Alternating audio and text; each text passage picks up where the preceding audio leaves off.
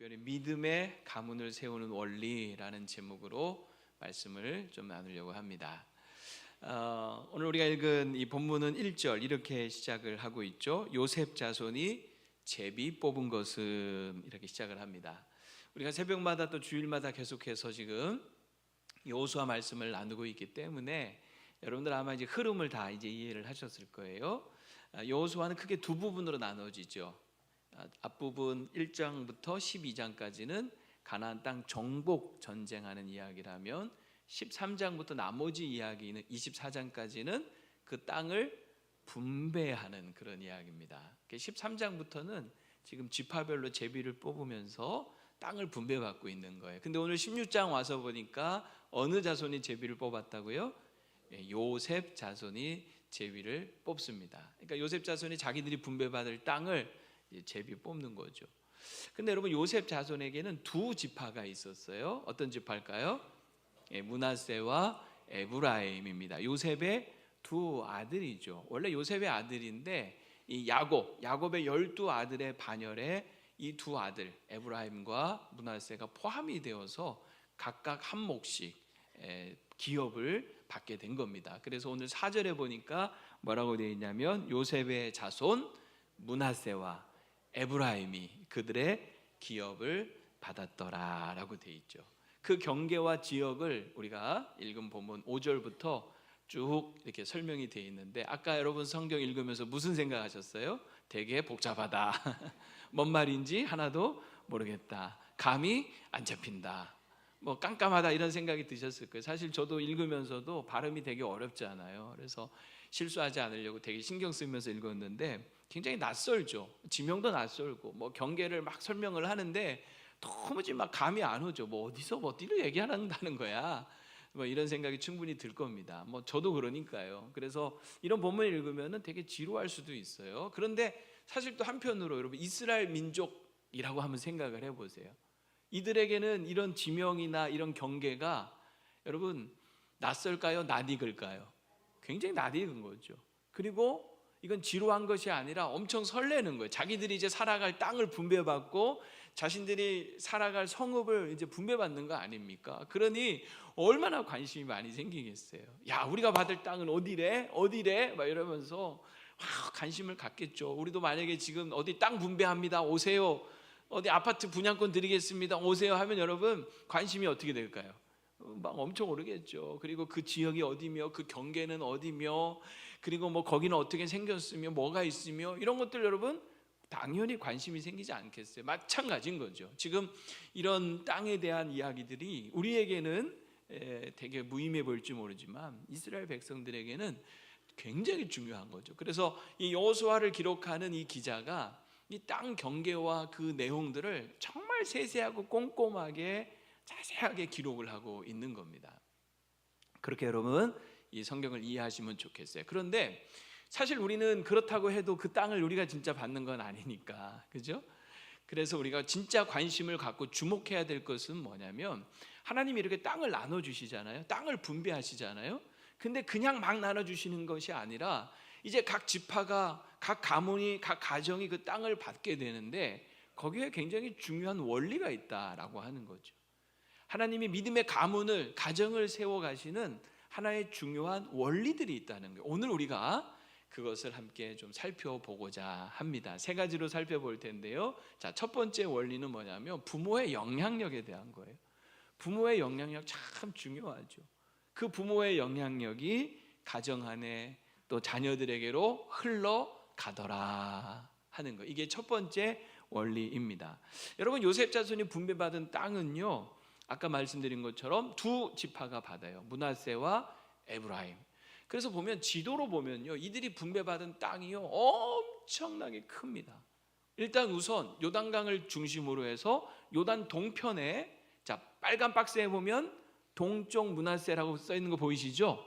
여기에 이미 므낫세 지파가 땅을 받았는데 요단 동편 땅도 보면은, 자, 므낫세 그리고 갓, 르벤 세 지파가 요단 동편 땅을 분배받았는데요, 므낫세 반 지파가 받은 게 커요, 작아요? 엄청 크죠. 그러니까 므낫세 반이라고 하는 것은 2분의 1을 얘기하는 거예요. 므낫세 2분의 1이 받은 땅이 요단 동편 땅 중에서도 절반 이상을 차지했어요. 그리고 요단강을 건너서 이 가나안 땅, 실제적인 이 가나안 땅이라고 할 수 있는 요단 서편 땅을 분배받을 때도 보면 서쪽 므낫세라고 써 있는 그 네모 박스에 보면은 딱 무슨 자위입니까? 노란 자위. 그래서 노란색이잖아요, 지금 표시도. 아주 노른 자위를 다 분배받았어요. 아주 그냥 가나안 땅의 가운데 정가운데 정말 중요한 땅을 분배받았고, 그리고 그 밑에 에브라임도 무슨 자손이라 그랬죠? 요셉 자손. 그러니까 지금 므낫세, 에브라임이 다 요셉 자손인 거예요. 그러니까 전체 여러분 분배받은 땅 중에 보면은 요셉 자손이 분배받은 땅이 굉장히 넓고도 가운데 노른자위를 딱 차지하고 있는 걸 우리가 눈으로 확인할 수가 있습니다. 그러니까 다른 지파가 볼 때는요, 배 아플 수 있겠죠.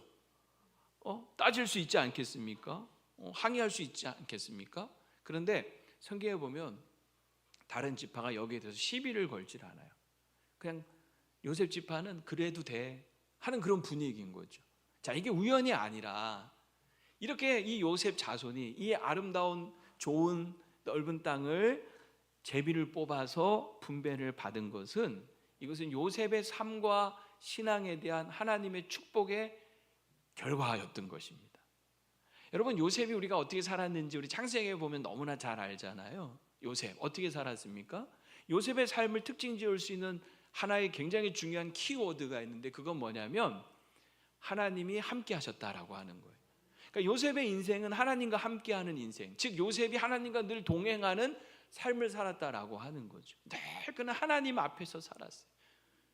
콜함데오, 하나님 앞에서 살았어요. 그래서 그 형들에게 팔리고 고난 가운데 노예로 끌려감에도 불구하고 그는 하나님과 함께하면서 낙심하거나 절망하지 않고 자신의 주어진 삶에 최선을 다하고 성실하게 살아가죠. 억울하게 누명을 쓰고 유혹을 받았지만 그 유혹 앞에서도, 보디발의 아내의 유혹도 하나님 앞에서, 자신은 하나님을 두려워하는 사람이기에 단호하게 그 유혹을 뿌리치면서 자신의 순결과 믿음을 또 지킵니다. 그것 때문에 억울하게 감옥살이를 가게 되지만 그 감옥에서도 하나님을 원망하거나 절망하지 않고 하나님의 때와 하나님의 뜻을 구하며 그 때를 기다리며 인내의 세월들 속에서도 늘 하나님과 함께하면서 그 시절들을 보내는 거예요.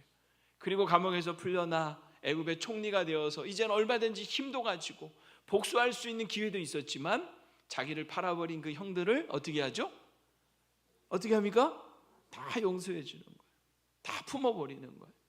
그리고 7년 흉년 기근 속에서 야곱의 가족들을 애굽으로 이주시켜서 마치 모판처럼 그곳에서 하나님 나라 백성들이 번성할 수 있는 기틀을 마련해 준 거죠. 아브라함 때부터 하나님이 약속하셨던 그 하나님 나라가 이루어지는 일에 요셉의 인생이 아름답게 사용된 거예요.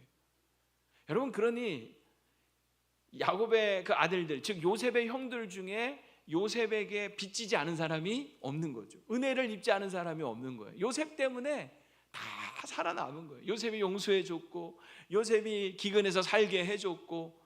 그러니 여러분, 요셉의 자손이 이런 땅을 받는 거에 대해서 다른 지파가 이의를 제기한다 안 한다? 안 하더라. 그래, 요셉은 충분히 그래도 돼 하는 이런 분위기가 형성되었던 거죠. 야곱도 그 12아들들을 이제 축복을 할 때, 여러분, 요셉이 자기 두 아들 므낫세와 에브라임을 데리고 축복해 달라고 데리고 오지 않습니까? 그때 여러분, 야곱이 손주잖아요. 손주인데 이 두 손주를 자기 자식의 반열에 올려주는 거예요. 그래서 12지파에 포함이 되어서 에브라임과 므낫세가 각각 그 지파의 분깃을 받음으로 요셉 지파는 두 몫을 받은 거예요. 다른 지파에 비해서 몇 배를 받았다? 2배를 받은 거예요. 2배를. 그리고 이것은 요셉이 야곱의 11번째 아들로 태어났지만 마치 장자처럼 장자의 기업, 장자의 몫을 받게 된 겁니다. 자, 여기서 우리가 굉장히 중요한 원리를 하나 발견할 수가 있죠. 그건 뭐냐면 이 부모의 신앙과 삶이 자녀들에게 영향을 미친다 안 미친다? 미치고 있더라 하는 거예요. 부모가, 여러분, 부모로서 자녀들 다 잘 되기를 바라시지 않습니까? 그래서 여러분들이 자녀들을 위해서 기도도 많이 하고 하시는데 여러분의 그 삶, 하나님 앞에서 여러분들이 믿음을 지키며 마치 요셉처럼 늘 주님과 동행하며 세상의 유혹과 시험을 이기며 말씀을 따라 순종하며 세상을 살아갈 때도 늘 정직하고 성실하게 순결함을 지키며 살아갈 때에 하나님은 여러분의 그 귀한 삶을 다 기억하시고 마치 요셉을 축복하셔서 그의 후손들을 번성케 하시고 잘되게 하신 것처럼 여러분의 가정과 자녀도 잘되게 하실 줄로 믿습니다. 이 사실을 꼭 믿으시기를 바랍니다. 그래서 여러분, 우리가 정말 자녀를 잘되게 하는 방법은 뭐냐면 내가 먼저 하나님 앞에서 정말 요셉처럼 늘 주님과 동행하며 거룩하고 순결하게 믿음을 지키며 살아가는 거예요. 그러면 하나님은 다 그거를 기억하시고 우리 자녀들에게 그 은혜를 흘려 보내주실 줄로 믿습니다. 지금 혹시 자녀 때문에 속는 분들은 그러면 내가 뭘 잘못해서 내 자식은 이런가 실망하지 마시고 낙심하지 마시고요, 눈물로 자녀를 위해 기도할 때 하나님은 여러분 부모님의 그 눈물과 헌신을 다 잊지 않으시고 반드시 여러분 자녀들에게 그 은혜를 베풀어 주시고 여러분 자녀들이 반드시 다시 세워지고 믿음 가운데 굳건히 서고 자녀들의 삶도 잘 되게 하실 것을 믿으시기 바랍니다. 그 소망을 여러분 얻고 가시기를 바랍니다. 두 번째 원리는 뭐냐면 형제간의 화합이 중요하다는 거죠. 형제간의 화합이 잘 되는 게 가문의 힘이 되는 거예요. 여러분 오늘 본문을 읽다 보면은 9절에 참 흥미로운 사실이 하나 등장을 합니다. 자 보세요. 일단은 이 두 아들들이 있다 그랬어요. 에브라임, 므낫세. 에브라임에 대한 이야기가 먼저 나오고요, 17장에서는 므낫세에 대한 이야기가 나와요. 그런데 이 에브라임에 대한 지파 이야기를 하다가 9절에 보면 이런 말이 나와요. 자, 에브라임에게 땅을 다 줬어요. 경계를 줬어요. 근데 그 외에, 그 에브라임에게 준 땅 그 외에, 자, 므낫세 자손의 기업 중에서 에브라임 자손을 위하여 구분한 모든 성읍과 그 마을들도 있었더라라고 하는 거죠. 그러니까 이 두 지파가 경계가 있는데 이 경계가 있음에도 불구하고, 잘 들으세요, 경계가 있음에도 불구하고 지금 므낫세 집안의 땅에 누가 포함되어 있다? 에브라임을 위하여 구분한 성읍과 마을들도 있었더라라고 하는 거죠. 그러니까 므낫세가 기업을 받았어요. 그런데 그 므낫세가 받은 기업 중에 에브라임을 위하여 일부 마을과 성읍들을 내어준 거예요. 그래서 에브라임이 므낫세에 속해서 같이 살고 있는 이런 모습인 겁니다. 여러분, 이것도 우연일까요? 아니죠. 하나님이 다 이렇게 하신 이유들이 있지 않겠습니까? 이건 뭐냐면 이 두 지파가 처음부터 완전히 분리되어 살도록 하신 것이 아니라 서로 섞여서 살아가도록 계획하신 것이다 하는 거죠. 자, 왜 이렇게 하셨을까? 여러분, 하나님께서 이렇게 지금 12지파를 이렇게 기업을 나눠주시고 경계를 다 정해주셨지만 중요한 건 뭐냐면, 자, 이렇게 경계를 정해주셨지만 분리되고 분열되라고 한 걸까요? 아니면 그 경계 안에서도 서로 화합하고 화목하고 연합하라고 하셨을까요?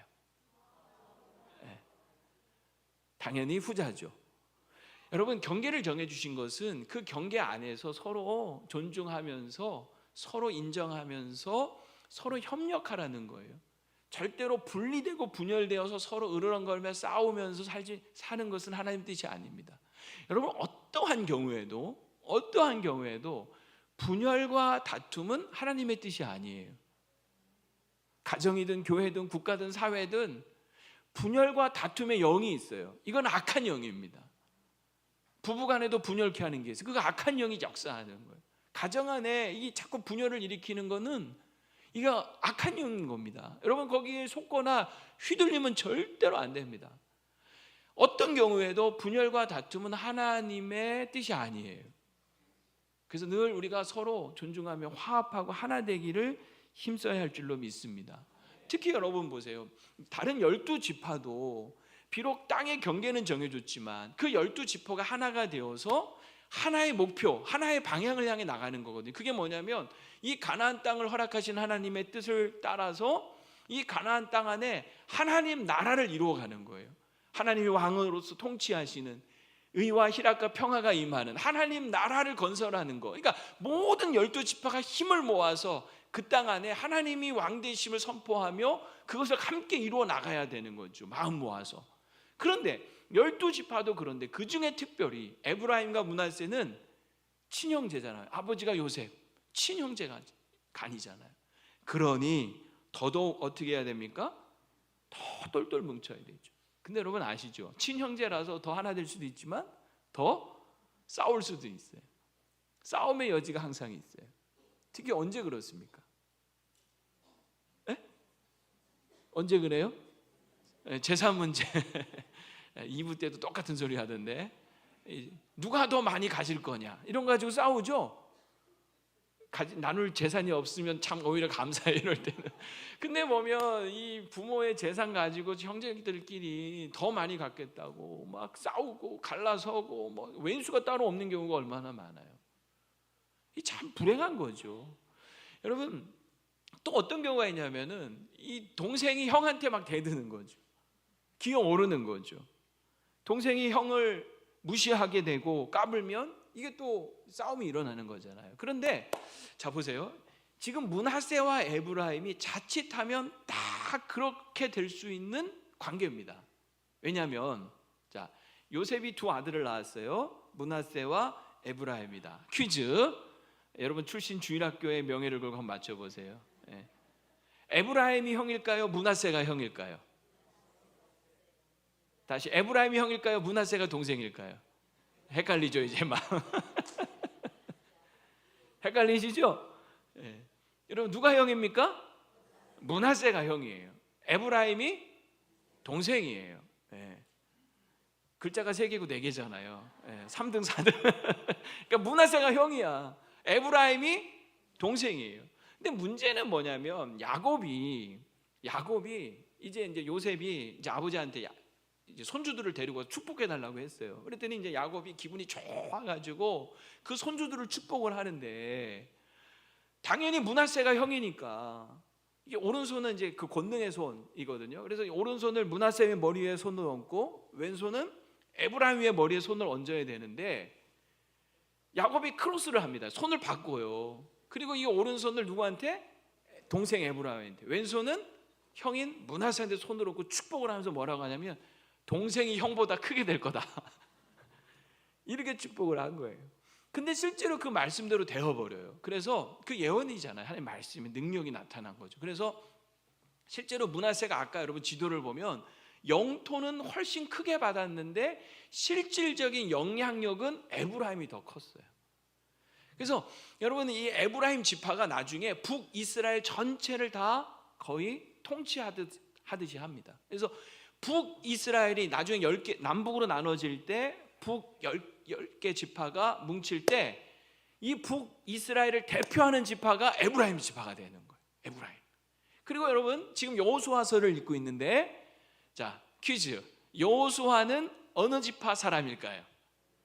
1번 에브라임, 2번 므낫세.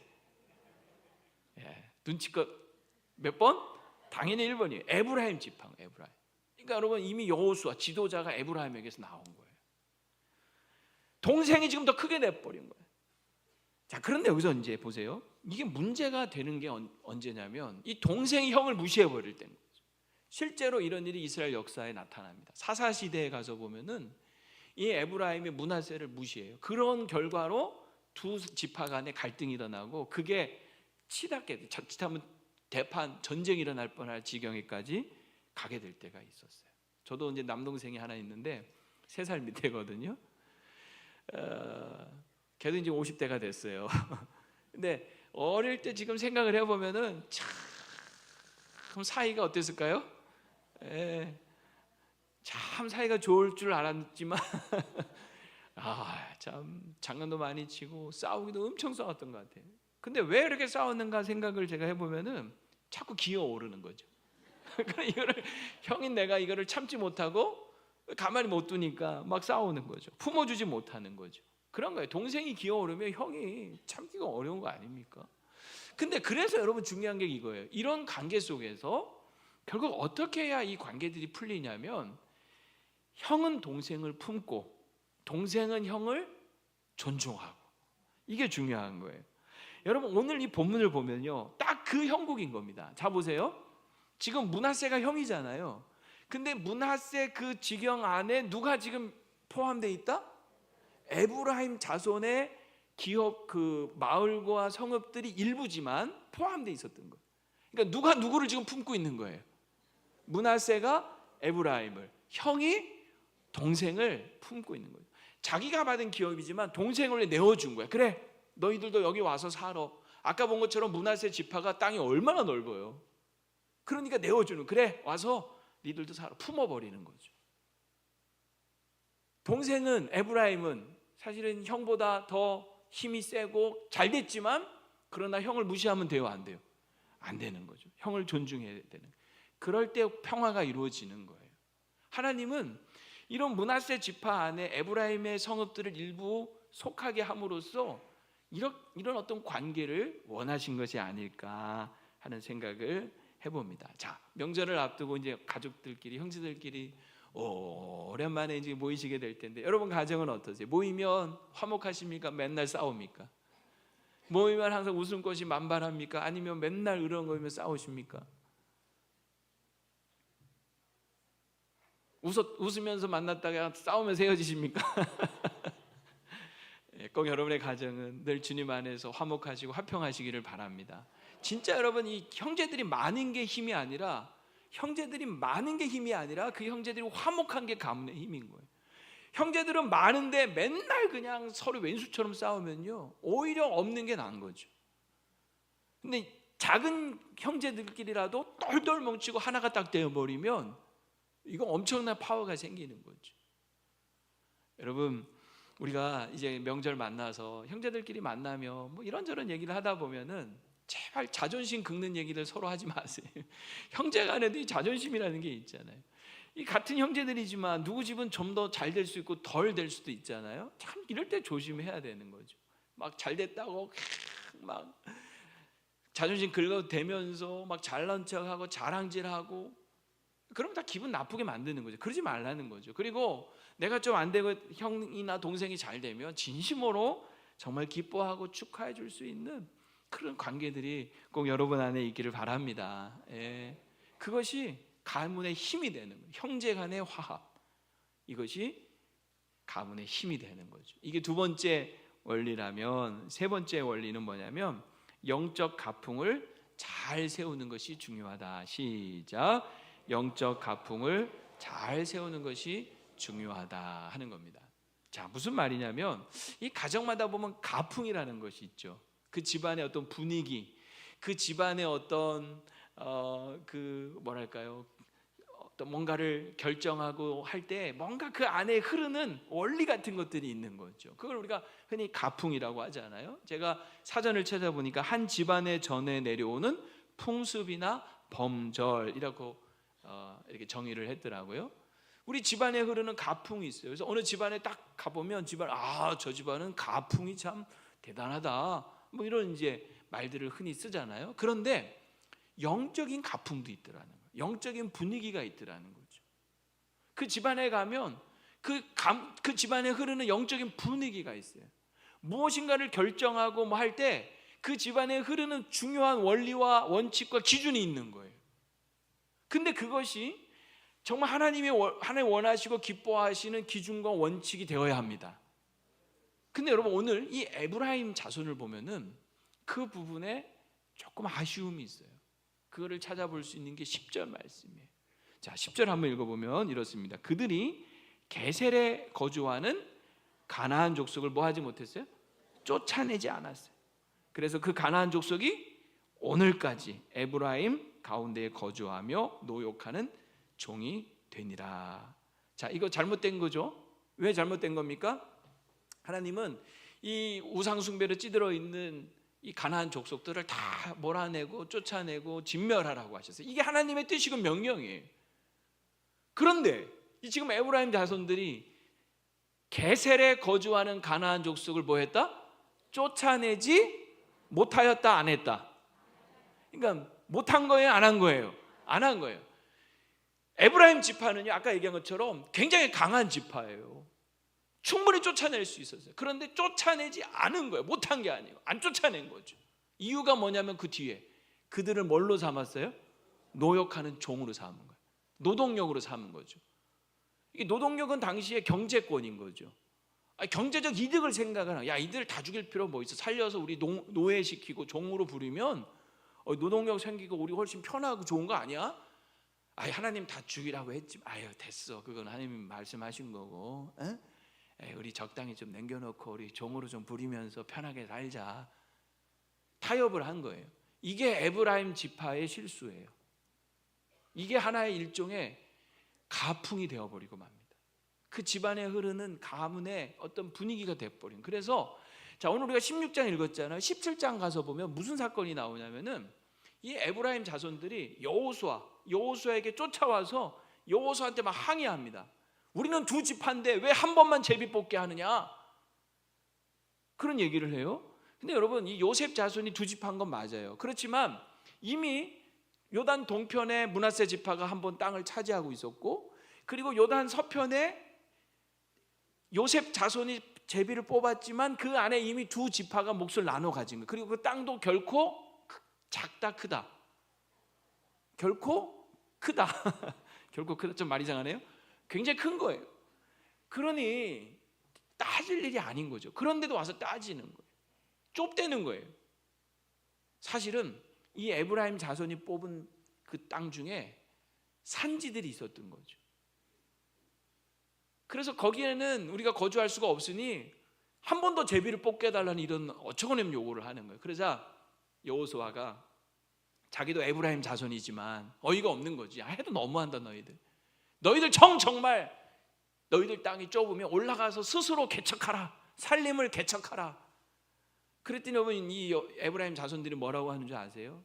못한다. 그 산지는 어차피 좁고 올라가 봐야, 그리고 평지는 막 철병거로 무장한 사람들이 있고 못하겠다고 얘기를 하는 거예요. 이게 마치 에브라임 자손의 무엇과 같은 거, 영적인 가풍이 되어버리고 말. 참 씁쓸한 거죠. 얼마나 비겁합니까? 그리고 여러분, 이렇게 타협한 것이 화근이 되는 거예요. 이들을 남겨뒀잖아요. 이 게셀을 남겨뒀죠. 이 게셀이 욕 같은데, 이 게셀이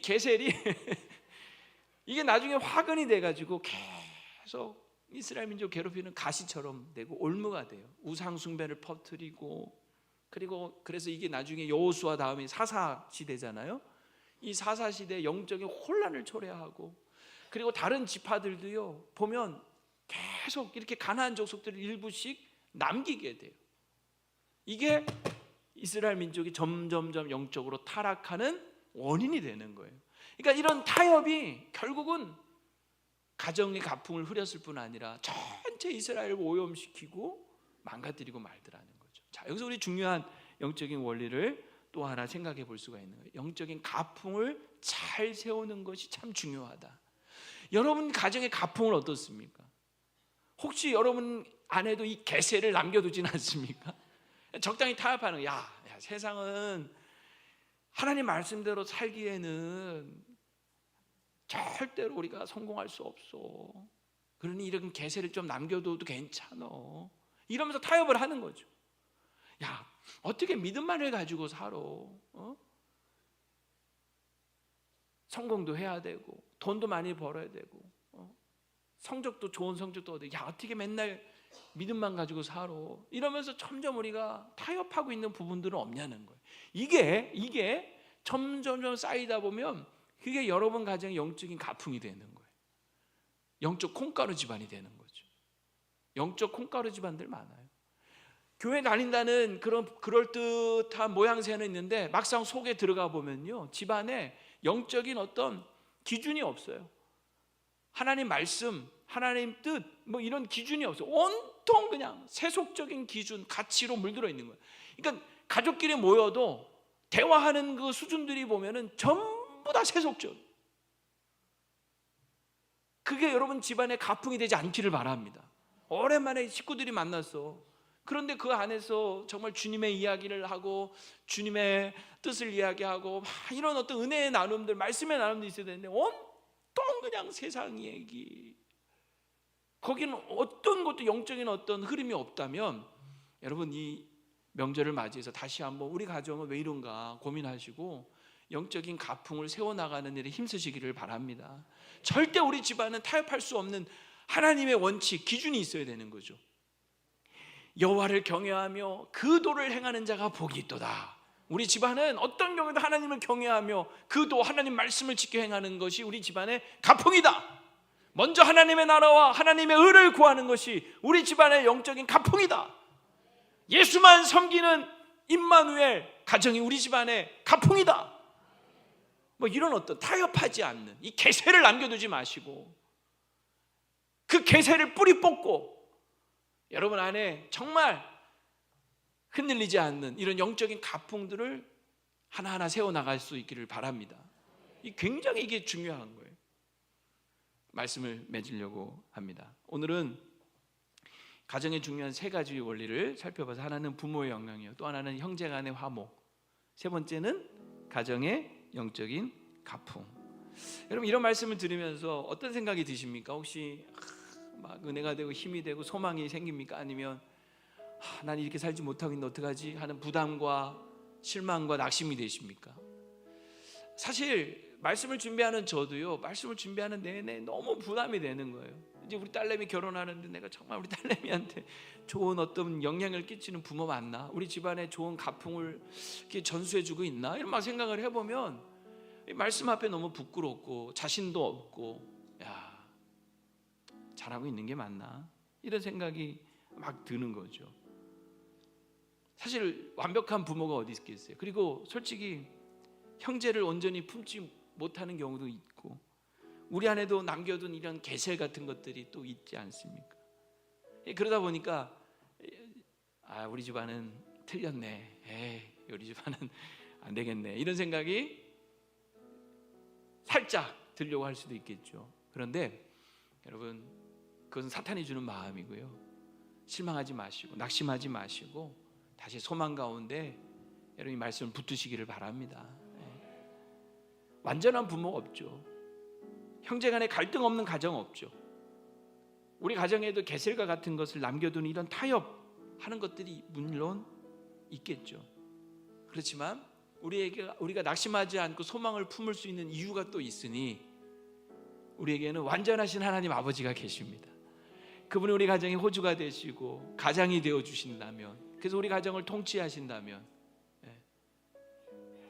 두 번째, 우리에게는요 큰 형님, 큰 오빠가 계십니다. 누굴까요? 완전하신 큰 형님, 큰 오빠, 예수님. 예수님이 하나님의 맏아들이에요. 맏아들. 우리는 예수님을 믿음으로 하나님의 양자 양녀가 된 거예요. 그래서 예수님이 우리 큰 형님이고 큰 오빠예요. 큰 오빠. 근데 그 예수님이 얼마나 여러분 정말 그 형제들을 사랑하셨습니까? 그러니까 우리가 예수님 안에서 예수님을 중심으로 우리 가정이 늘 새롭게 뭉친다면 얼마든지 가정 안에도 이런 하나님의 은혜가 흐르고 화목함이 이루어질 줄로 믿습니다. 또 우리 안에는, 우리 가정 안에 성령님께서 운행하시며 우리 가운데 함께 하실 줄로 믿습니다. 그래서 우리 안에 그 영적인 그런 분위기들을 우리 성령님께서 다시 조성하시고 만들어 주실 줄로 믿습니다. 그러니까 우리에게는 아버지 하나님, 우리 큰형님 예수님, 또 우리 안에 계신 성령님이 계시기에 우리가 부모로서도 부족하고 형제간에도 부족하고 영적 가풍도 부족할지 몰라도 우리의 그 연약함과 부족함보다 훨씬 더 크신 은혜를 베푸시는 우리 하나님 아버지, 우리 예수님, 우리 성령님이 계시니 여러분 그 주님의 은혜와 자비와 긍휼을 구할 수 있기를 바랍니다. 이제까지 보니까 형편없었네. 부모로서도 형제간에도 뭐 우리 집안도 근데 이제까지는 어땠든지 간에 지금부터 여러분 시작하면 되는 거죠. 이전 것은 지나갔으니 보라 새 것이 되었도다. 이게 복음의 능력 아닙니까? 여러분이 어떤 부모였든지 어떤 형제간이었든지 어떤 집안에 가풍이 있었든지 간에 여러분 오늘 말씀을 마음에 새기면서 주님 안에 다시 시작할 수 있는 용기를 얻기를 바랍니다. 우리는 부족하지만 주님이 우리에게 힘 주시고 능력 주셔서 능히 새롭게 시작하게 하실 줄로 믿습니다.